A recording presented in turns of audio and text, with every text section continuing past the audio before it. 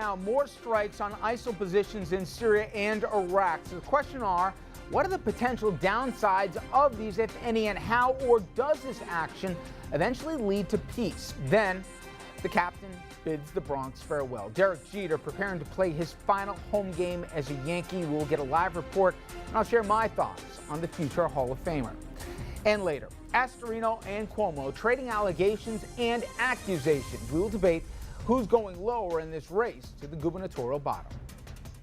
Good evening, everyone, and welcome to RFL. I'm Richard French. Thanks so much for joining us this Thursday evening, September 25th. And we're going to start tonight with the battle against ISIL. Now, new airstrikes from the U.S.-led international coalition. This as word comes of a break on those terrifying beheading videos that have stirred up the drumbeat of military action. The FBI now says it knows the identity of that mass jihadist who beheaded 3 hostages. He's one of the most wanted men in the world. You have plotted against us. And today, the director of the FBI said the U.S. and its international partners have identified this masked ISIS fighter who brutally beheaded 3 hostages, 2 Americans and a Brit.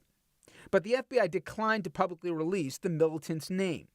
Last night, a dozen ISIS-controlled modular oil facilities were hit in Syria. We're still assessing the outcomes of these attacks, but initially we believe they were successful. These oil installations are a significant source of revenue for ISIS, generating an estimated $2 million every day. These small-scale refineries provide fuel to run ISIL operations, money to finance their continued attacks throughout Iraq and Syria. The Pentagon released these before and after photos of the refineries that were struck. These refineries they're not operable right now. I mean, we didn't completely obliterate them off the map, but you can take a look and see that they're not going to be pumping any refined oil out, petroleum, anytime soon. But the U.S. military said that it wants to keep some of that infrastructure available so that down the road it could be used by the moderate Syrian opposition.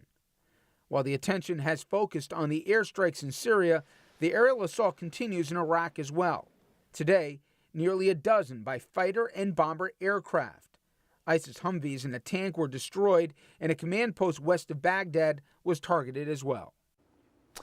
And earlier today, I spoke with Michael O'Hanlon, senior fellow at the Brookings Institution who specializes in U.S. defense strategy and foreign policy. He talked about the U.S. military's actions in the Middle East, potential risks the U.S. faces in achieving its objectives, and our country's stake in the conflict now as well as the future. Take a listen.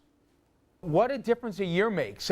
Just think about how the president addressed the General Assembly last year at the UN, a couple weeks after he decided not to use airstrikes against Syria, and today, a year ago, it seemed that he wanted limited involvement in the Middle East, and this week it sounds like he's a wartime president.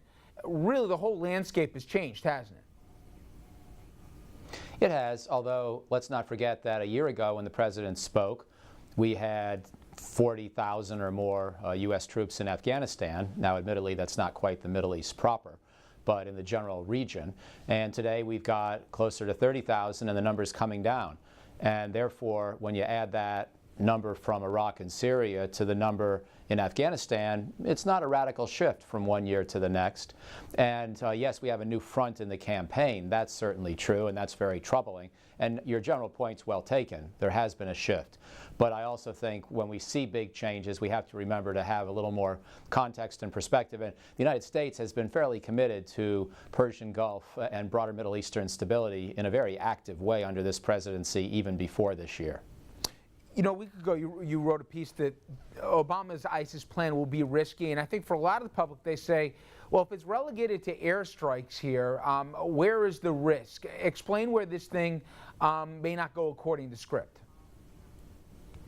Well, it's risky in the sense that it may not win. It may not achieve the objectives on the ground. I don't think it's overly risky to our pilots, but I think it's risky to the prospects for mission success, which presumably should be the #1 criterion that you're thinking about when you evaluate a plan. My point is simply, let's look at the Iraq part of the overall plan. That's the easier part because we're working with a government that we support and that's just improved with the naming of Prime Minister Abadi. Even in that case, however, part of the Iraqi army melted away in the face of ISIL or ISIS offensives this spring. And now we're going to have to watch that army try to reconstitute itself and then build some new kinds of units called National Guard units that are recruited, trained, and operated locally in whatever province of Iraq you're looking at. And then that new capability is going to be used to go on the offensive and liberate the towns of Tikrit, Ramadi, Fallujah. This all depends on formations that either have fallen into disrepair and disrepute in the last few months, or that don't even exist in the first place right now. And so you can see why that's risky to say that we're going to get this done just by hoping the Iraqis come together as a nation now, due to the simple fact of changing one government in Baghdad. And I think we're probably therefore going to need to consider sending American combat advisors and perhaps some special forces into the field. Not a huge invasion force, but perhaps several thousand American troops, really to help enable the Iraqi armed forces to do the job that they need to get done. If I could talk about Syria for a second, Michael, what do you think, whether it's a probability or a possibility, that these strikes extend into even going after some of the Assad regime? Because inadvertently, it seems, we're actually helping Assad here, going after these elements within his borders. Well, it's an excellent question. You know, I don't see how it happens in the short term. I'm pretty sure that President Obama has no intention in the short term of doing it. I'm pretty sure the thought hasn't really appealed to him even in the longer term. But I think this is where I really agree with the spirit of your question. We don't really know how the world is going to look in 2 or 3 or 4 months from now. We don't know what kinds of changes might have happened, partly as a result of the actions we're now taking, partly as a result of the training and equipping of a small, moderate Syrian opposition. And the world may look a little bit different with new options, new possibilities, and new dangers. And the idea that we're just going to sort of get involved in Syria enough to defeat ISIS and make the country safe again for Assad to use barrel bombs against his own civilians, that doesn't really sound like the way the United States usually defines its goals in war. There is nonetheless a threshold that's been crossed, a threshold of a direct American military involvement. And once we get over that threshold, I think our stake in the whole conflict and our stake in the country's future grow quite a bit. And it does become possible that we would in fact consider new policy options in the future that go in the direction that you're mentioning, even if I can't predict or foresee it right now. Speaking of thresholds, has a threshold been crossed in the Middle East where there's soul searching going on about how ISIS really arose right there? Or is that a little bit of a naive optimism here where people are all acting out of self-interest? But has there been, or is there going on now, a real question about, among leaders of the Middle East, what they want their region to look like? Well, I think you have two questions embedded within that, which are both important and they're somewhat different. If your concern or your hope would be that ISIS or ISIL crumbles where it is right now in eastern Syria and northwestern Iraq, just because it's not going to be an appealing ideology to many Iraqis, I think that's a little bit optimistic, because ISIL is in the business right now of killing or otherwise pushing aside a lot of the people and leaders who would be important in opposing it. They're trying to entrench themselves. They're trying to make their hold on power deeper. And we know through history that some extremely bad regimes in various parts of the world, whether it's, Hitler in Germany or Stalin in the Soviet Union or the North Korean regime, what they do is they don't win popularity contests. What they do is they exterminate their opposition.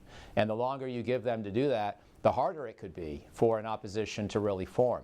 So it's not as if time is on your side just because the Iraqi people or the Syrian people may ultimately be unhappy with ISIS. At that point, it may be too late.